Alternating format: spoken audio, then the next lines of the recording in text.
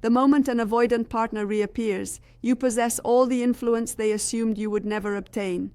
They do not return without a motive, nor do they return by chance. Most crucially, they do not return due to a sudden, miraculous emotional breakthrough. They return because your internal state has transitioned. There is a distinct, hidden tectonic movement that occurs within the mechanics of human attachment. This transition does not happen when you shout, when you make demands, or when you plead for basic consideration. It takes place in the stillness. It happens when the energy you once dedicated to them, the overthinking, the scrutiny, the pursuit, is suddenly and entirely channeled back into your own life for months or even years. You were the driving force of the connection. You provided the heat, the comfort, and the momentum. You were the reliable factor. Your withdrawal created a void, a gap they did not foresee, and now they are the ones reaching for a link. However, this is not a guide on how to win them back. If that is your objective, you are in the wrong place. This is an analytical look at the mechanics of the return.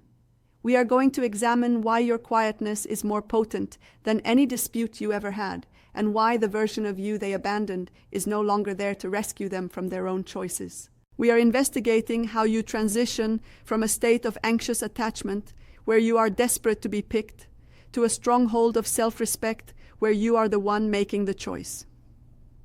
Welcome to the strength of the hidden transition. Why is it that the second you cease overgiving, over-explaining, and overextending, they resurface? Why does the message always arrive at the precise second you finally feel at peace without them? To comprehend this, we must look objectively into the fear mechanisms of the avoidant psyche. You must grasp the contradiction of safety.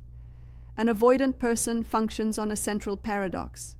They crave connection because they are human, yet they dread being overwhelmed because of their past wounds.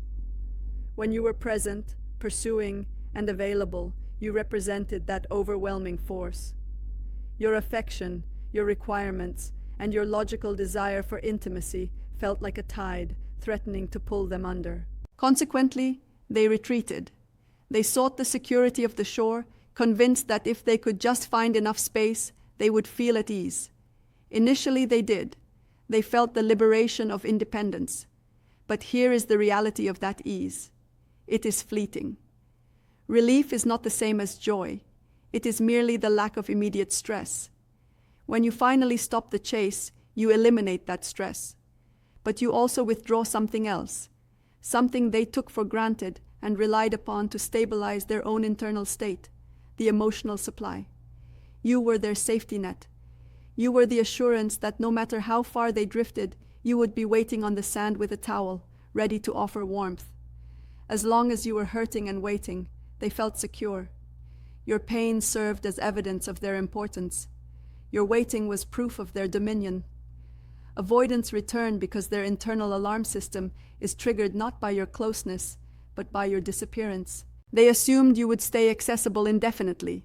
They expected you to maintain the bond for both parties. But the moment you disengage, the roles reverse. You didn't just distance yourself from them. You distanced yourself from the version of you that settled for scraps instead of a real connection. When that energy vanishes, it compels even the most detached person to face a haunting reality. You are no longer following them. The shore is deserted. The net is gone. The resonance has faded.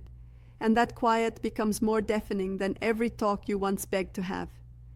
This is where the internal alarm begins, not the loud panic of the anxious, but a quiet, creeping dread. They begin to question if they have truly lost their grip on the situation. This leads to the difficult reality regarding their return. It is rarely a gesture of love. It is a tactic for managing their own anxiety. They are not coming back to heal your heart, but to steady their own internal turbulence. They are verifying if the entrance is still unlocked, not because they intend to enter and stay, but because they need the comfort of knowing they still can. Recognizing this is the primary step to reclaiming your autonomy. Their return is not a tribute to you. It is a response to the vacuum you left behind. When they do come back, they are looking for a specific environment. They expect the former version of you. This is where the psychological jolt occurs. You must understand that an avoidant does not just return to a person. They return to a familiar dynamic. They are looking for the version of you who absorbed their distance, the person who offered forgiveness before an apology was even spoken. They rely on a predictable script. They withdraw, you pursue, they return, and you welcome them back. It is a safe, repetitive dance, but when you detach, you destroy that script. They approach with hesitation, expecting you to close the distance and do the emotional work. They expect you to make them feel at ease after they chose to leave you feeling discarded. Instead, they encounter someone centered and unwilling to bargain over their self-worth. This creates a massive error in their mental predictions. They cannot square the person they left, who was frantic and pliable, with the person they see now, who is firm and immovable. The trap of this dynamic requires a runner and a chaser. If the chaser stands still, the game collapses. The runner is forced to stop, and stillness is what they fear most, because in silence, they must face themselves. When you respond with transparency instead of chaos, you break their cycle. You are no longer acting a part or softening the blow for them. You have resigned from the role of their emotional healer. You are not there to fix or salvage them. You are simply existing in your own truth. Your only task now is to occupy the strength you built while they were gone. The person they left is not the person they are meeting. They offer breadcrumbs, and you offer boundaries. They search for comfort, and you guard your serenity. This is not about lashing out in anger. Anger is reactive. This is about responding from a place of earned healing. It is the difference between a desperate no and a calm no. You don't react, you witness. You don't pursue, you decide. That is what truly unsettles them, not your bitterness, but your evolution. The most potent tool in your possession is radical neutrality. Nothing disarms an avoidant more than someone they thought was permanently available suddenly becoming indifferent. They expect emotional intensity because it confirms they are still the center of your universe. If you are furious, they still matter. If you are devastated, they still matter. But if you are neutral, they are just another person who no longer holds any sway over you. Indifference is the true opposite of love. Your steady tone communicates that you are no longer the person they can use as an emotional escape. When you respond with composed silence, the kind that reveals rather than punishes, the entire framework fails. They realize the power you once gave them has been taken back. Being calm means their return no longer triggers the old urgency or anxiety. You see the pattern for what it is, a reflex caused by your absence. By not over-explaining or over-giving, you force them to face accountability. They can no longer hide behind being overwhelmed because your energy is grounded. Your neutrality serves as a mirror, reflecting their own inconsistency and fear back at them. It places the focus exactly where it belongs, on their behavior, not on your worth. To execute this, you must master the art of the brief, composed reply and the power of the pause.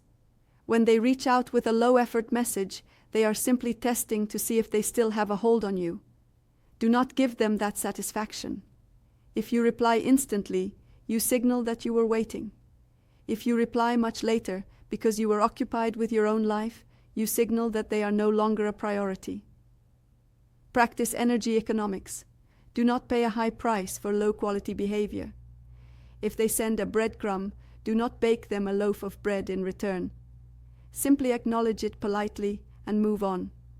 You are stopping the habit of over-functioning. If they return with ambiguity, ask the grounding question: what made you reach out? This forces them to step out of the shadows of accountability. If they offer a shallow excuse, you have your answer. They are seeking a distraction, not a connection. If you have moved on, state it clearly.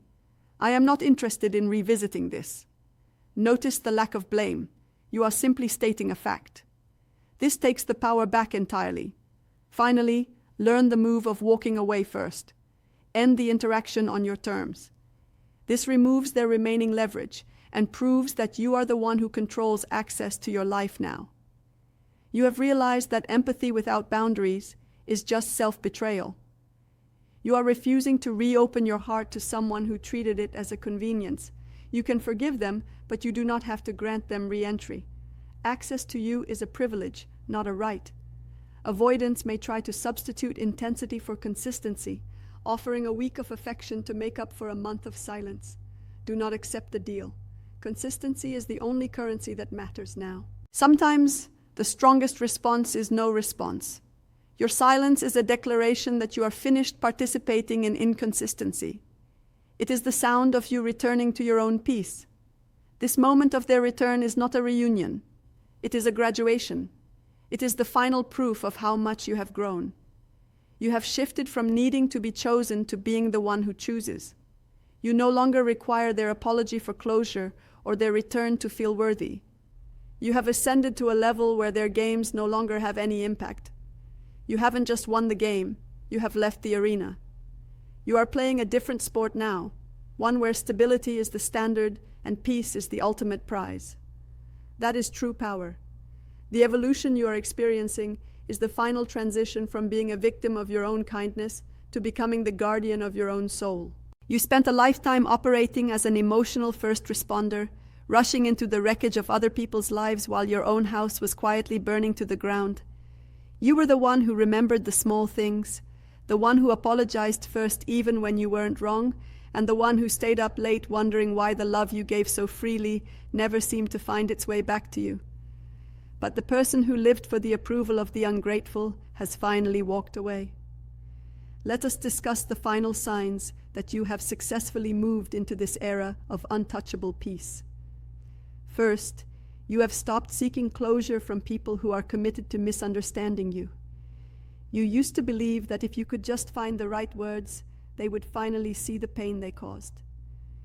Now you realize that their lack of empathy is not a puzzle for you to solve, but a sign for you to leave. You have created your own closure by deciding that your peace is more important than their perspective. Second, you have become comfortable with the sound of your own voice saying no without a follow-up explanation. You no longer feel the internal tremor of anxiety when you decline an invitation or refuse a favor. You have realized that those who truly value you will respect your boundaries, and those who don't are simply frustrated that they can no longer use you. Third, you have developed a sharp discernment for reciprocal energy. You have started looking at your relationships like a bank account. If you are the only one making deposits while everyone else is just making withdrawals, you close the account without hesitation. You are no longer interested in being a better person at the expense of your own mental health. Fourth, you have found a strange power in being forgotten by the wrong people. There was a time when the idea of being left out or excluded would have broken your heart. Now, you see it as a natural filtration system.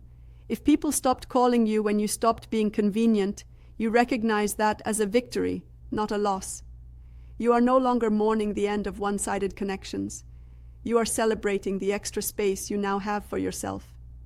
Fifth, you have stopped sharing your dreams with people who have small minds. You've realized that your vision for your life is too sacred to be critiqued by individuals who are stuck in their own stagnation. You have become a private person, not because you are hiding, but because you are protecting your growth from the frost of other people's cynicism. Sixth, you have realized that being nice was often just a mask for being afraid. You have traded that shallow niceness for a deep, authentic kindness that starts with how you treat yourself. You are no longer a people pleaser, you are a soul protector. Seventh, you have finally accepted that you cannot be the hero in everyone's story, and you are perfectly content being the hero of your own. You have stopped trying to prove your worth to an audience that was never rooting for you anyway. You are standing in a place of radical self-acceptance, where the only opinion that can truly move you is your own. This version of you isn't cold, and it isn't broken. It is simply finished with the performance. You have finally come home to yourself, and the door is locked to anyone who doesn't bring peace. The shift you are undergoing is the silent reclamation of a life that was once held hostage by the needs of everyone but yourself. You spent years as a spiritual diplomat, constantly negotiating for peace in rooms where no one else was willing to compromise. You were the one who took the blame to end the argument, and the one who swallowed your own truth to keep the atmosphere light for people who never bothered to check if you were breathing. But that person has finally reached the end of their patience. Let us examine the final indicators that you have transitioned into a state of absolute self-sovereignty. First, you have stopped trying to justify your boundaries to those who benefit from you having none. You used to think that if you explained your exhaustion clearly enough, people would finally give you the space you required. Now, you understand that those who exploit your kindness are the least likely to respect your reasons. You've stopped explaining and started simply exiting. Second, you have found a profound sense of safety in your own company that no external relationship can match. You no longer look for a partner or a friend to be your anchor because you have realized that you are the ocean itself. You are no longer afraid of the silence of an empty room. In fact, you find it more honest than the noise of a crowded table where no one is actually being real. Third, you have become immune to the guilt-tripping tactics of the past. When someone tries to make you feel responsible for their lack of effort or their poor choices, you look at them with a calm, detached clarity. You see the manipulation for what it is, and it no longer moves the needle of your emotions. You have realized that you cannot be held responsible for a fire you didn't start. Fourth, you have stopped apologizing for your lack of transparency. You no longer feel the need to tell everyone your business or share your vulnerabilities to prove you are human. You've learned that your privacy is a form of power and that not everyone has the emotional maturity to handle your truth. You keep your gems in your pocket rather than throwing them to people who treat them like pebbles. Fifth, you have realized that being misunderstood is actually a form of protection. If people think you are cold, they will stop asking you for favors you don't want to do. If they think you are distant, they will stop inviting you to drama you don't want to participate in. You've stopped correcting their false narratives about you and started using their misconceptions as a shield for your peace. Sixth, you have stopped grieving for the version of you that was easier to love. You know that the people who miss the old, you are actually just missing the version of you they could control. You are celebrating the death of that persona because it means the birth of the real you. Seventh, you have finally understood that your survival wasn't an accident, it was an achievement. You look at your scars not as wounds, but as proof that you are unbreakable. You have stopped asking, "Why did this happen to me?" and started saying, "Look at what I became because of it." You are no longer a victim of your sensitivity. You are a master of your strength. You aren't hiding from the world. You are simply finished performing for it. You have finally realized that your only true obligation is to be the person who likes the reflection in the mirror, and for the first time in your life, you finally do. The internal revolution you are experiencing is the quiet arrival of a person who has finally stopped auditioning for a place in their own life. You spent an eternity as a constant source of warmth for people who would have left you out in the freezing cold without a second thought. You were the one who always understood too much, forgave too quickly, and stayed far beyond the point of reason. But that chapter of self-sacrifice has reached its final page. Let's explore the finishing signs that you have fully transitioned into this era of untouchable self-respect. 1. You have developed a high level of comfort with being the villain in the stories of people you no longer serve. You used to tremble at the thought of someone thinking you were unkind or uncaring. Now, you realize that when you stop being a servant to their ego, they will naturally label you as the enemy. You've learned to wear that label with a quiet smile, knowing it is simply the price of your freedom. 2. You have stopped seeking the last word in every conflict. There was a time when you would exhaust yourself trying to get people to see your perspective or admit their faults. Now you find that silence is a much more powerful response. You've realized that people only understand from their own level of perception, and you are no longer willing to lower yours just to be understood. 3. You have become incredibly protective of your morning and evening peace. You no longer start your day by checking the demands of others, or end it by ruminating on how you can help someone else fix their life. You have reclaimed your time as a sacred territory. 4. You have noticed that your physical body is finally starting to relax. The tension in your shoulders and the knot in your stomach that lived there for years have started to dissipate. This is the physical manifestation of no longer carrying the emotional weight of a dozen different people. Your body finally feels safe because it knows you are now its protector. 5. You have stopped making plans based on potential. You used to befriend people or date people based on who you thought they could become if they just had enough support. Now, you see people exactly as they are in the present moment. You no longer invest in projects. You only invest in partnerships that are already whole. 6. You have found that you no longer need to explain your transformation to anyone. You don't feel the urge to post about your boundaries or announce your new mindset to the world. You are simply living it. Those who belong in your life will adapt to the new distance, and those who don't will simply drift away without you needing to push them. 7. You have realized that your empathy was never the problem. It was your lack of an exit strategy. You still feel the world deeply, but you have finally built a door that only opens from the inside. You are no longer a harbor for every passing ship. You are a private island. You have finally accepted that being good does not mean being a doormat, and being strong means knowing when to walk away.